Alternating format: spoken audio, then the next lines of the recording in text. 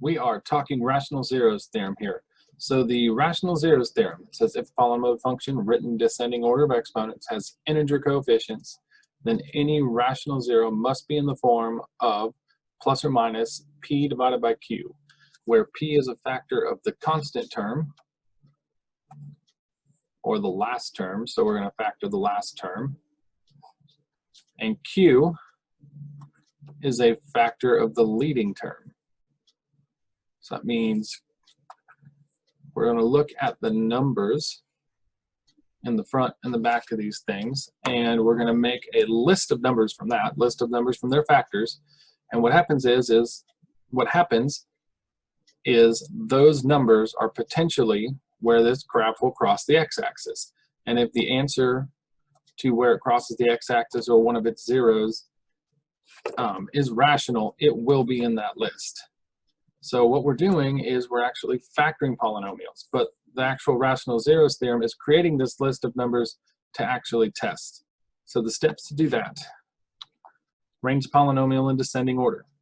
You cannot look at the first and the last term or the first and the last number if we don't put it in descending order, so we know which one is the lead term, we know which one is the last term. So make sure your powers are in descending order. Write down all the possible factors of the constant term, which is the thing at the end, and those are p.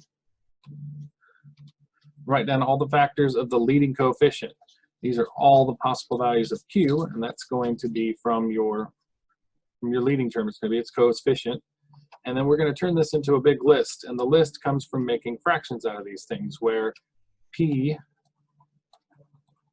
is the numerator of your fraction, and q is the denominator of your fraction. And that's what this says right here. You're going to write down all the possible values of p and q. And what we have to be careful with, remember, since factors can be negative, we have to include both the positive version of the fraction and the negative. That's where we get this plus or minus symbol. And then you simplify and cross out any duplicates. So you'll get a list of possible values, and then we actually need to test them. And that's what the fifth step is. We know that if we use synthetic division and we get a remainder of 0, that term will be a factor of this thing. So we're going to use synthetic division to determine if these numbers that we found in this list are rational zeros. So let's look at one. So we're going to find the rational zeros of this function. It's x to the third minus 9x plus 9 plus 2x to the fourth minus 19x squared. So the first step, and honestly probably the most important step, put it in order. Descending, biggest power in front, powers descending one at a time on the way down. So that means when we look at this, we can look at our front number and our back number real easily. So our leading coefficient is a 2, and our constant term is a 9. And this is your p, and this is your q. We're going to work with those numbers, and those two numbers, when we make fractions out of their factors, will give us a list of possible zeros or x-intercepts for this function. And then we can test them with some synthetic division. So factors of 9 are 1, 3, and 9. And I put the plus or minus symbol in there because remember they can be positive or negative for this. Factors of the leading coefficient, we have 2, so that's 1 and 2. Now, these are the factors of p, these are the factors of q. We're going to turn this into a big list of a bunch of fractions to start. So we'll start with the 1 as our numerator, the 1 is our denominator, and work our way down the list. So 1 over 1, and we just need a plus or minus with it. Make that a little bit neater.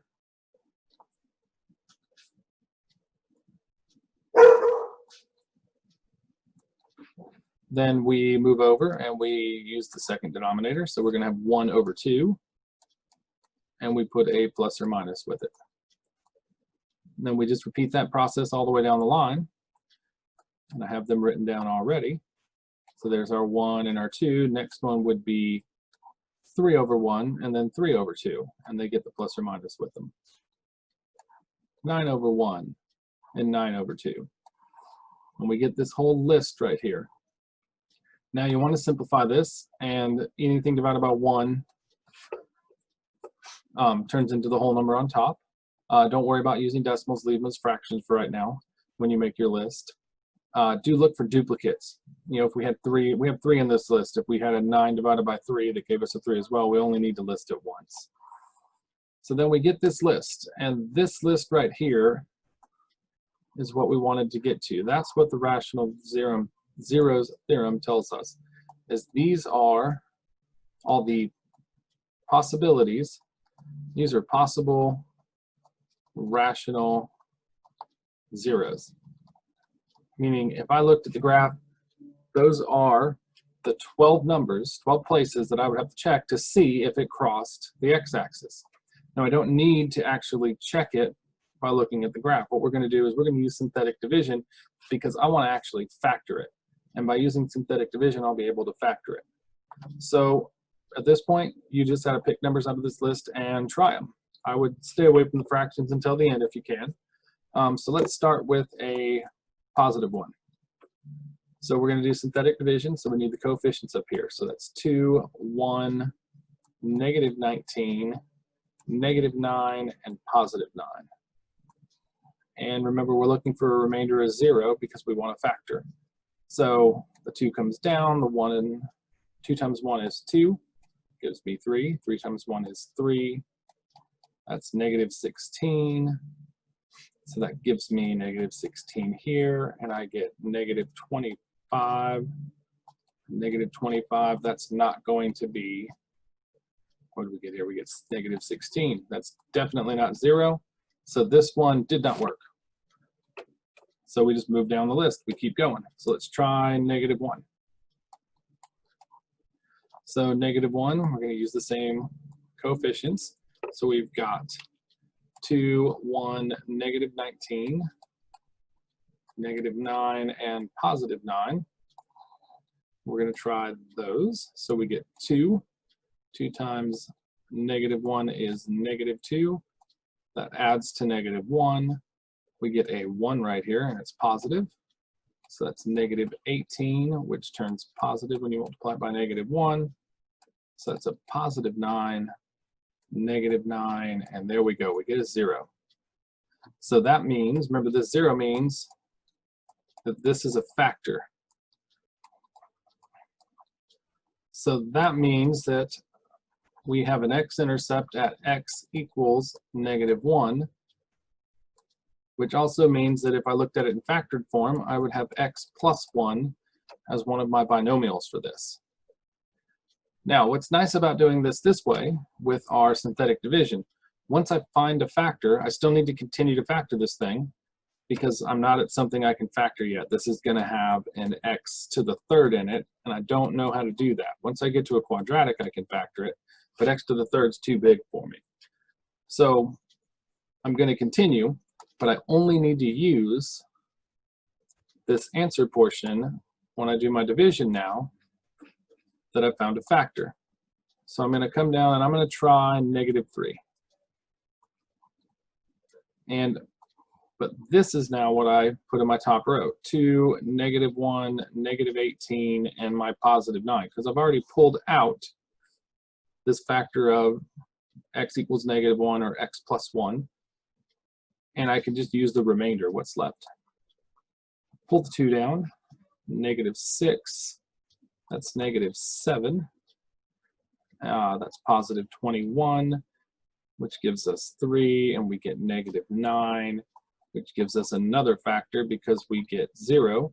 So that means that x equals negative 3 is a 0 of this, and the factor to go with that would be x plus 3. So now let's look at this answer, because what I have left is a quadratic. And since this is a new process, we're going to only use it as long as we have to.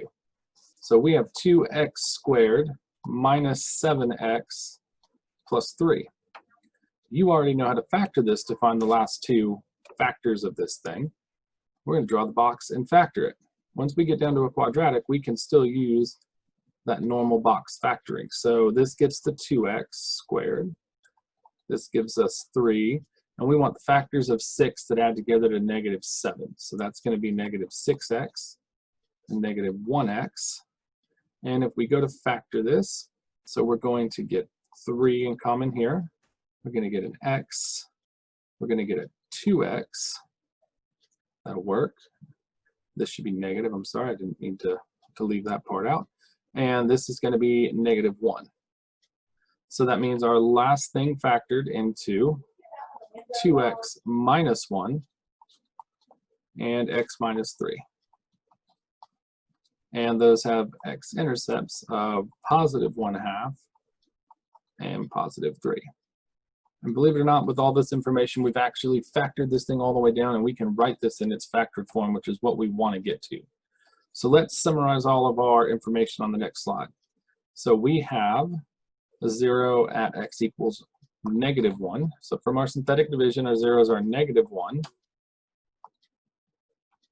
negative 3, positive 3, and 1/2.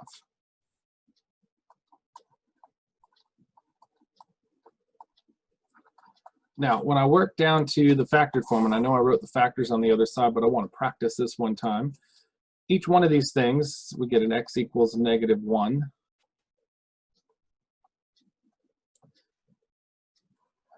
This one is x equals negative 3. This one is x equals positive 3. And this one is x equals positive 1/2. Now remember, we're working down to a factored form here, f of x, and we knew how many zeros it would have. It would have 4 based on its degree, meaning that when I factored it, it's going to have 4 sets of parentheses multiplied together, 4 binomials. And those binomials come from this solving. You think when you went the other way and we were finding x-intercepts, we took what was inside of this parentheses and we set it equal to 0, and we solved it upward to find the x-intercept. We can work the opposite direction to put that back into these parentheses, meaning I want to make this equal to 0. So I got to add the 1 to the other side, and I get an x plus 1, and what that tells me is that this x plus 1 is what should go inside this first set of parentheses for this factored form. And then I just repeat the process for everything else. So this one will be x plus 3. That's how I make that equal to 0. So that goes in as x plus 3. This one turns into x minus 3. So that's going to be my x minus 3 in that one. Now this one's a little bit tricky. You're not going to move that all at once. Fractions aren't what we want, how we want to write this root. But we need to treat this as 2 steps. So I'm going to write it a little bit different to make it kind of stand out more. This is 1 over 2. To get rid of that 2, we multiply both sides by 2. And then we subtract the 1. So the root that we should have seen when we did this was 2x minus 1. And so that is our factored form of the polynomial we started with. I have the same thing here. Now to get to the polynomial that we started with, all you would need to do is you multiply that out, and it will take you back to exactly what we started with, which was this 2x to the 4th, x to the 3rd, minus 19x squared minus 9x plus 9. If you took that and you drew the boxes and you multiplied all 4 of those things together, you would end up back where we started. Let's do one more example really fast. So we're going to factor this one. So it's already in order, so we're okay there. So there's our p, and here's our q up here in the front. So our p-value is 12, but there's no number written up here. But don't forget, lead coefficients have a 1. We just don't normally write them when we write the equation. They're important here. So factors of p. So when you're doing this factoring, you're looking for these combinations. So 1 and 12 give me 12. 2 and 6, 3 and 4. Those are those 6 factors that I'm going to list here for factors of p. Plus or minus 1, plus or minus 2, 3, 4, 6, and 12. If you get a lead coefficient of 1, it makes this really easy because that's only a 1.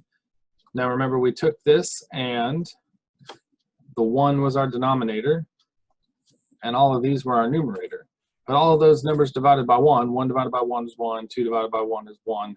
Since we only have a 1 for our Q, our P over Q list is actually just our P list this time.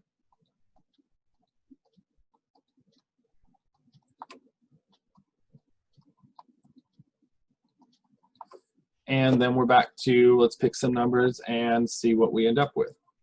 So I'm going to start with -3. So we list our coefficients: 1, -1, -8, +12. And that's 1, that's -3, which adds to -4. This is +12, so we get a +4 down here. And -12, and look at that, we found a factor. So that means that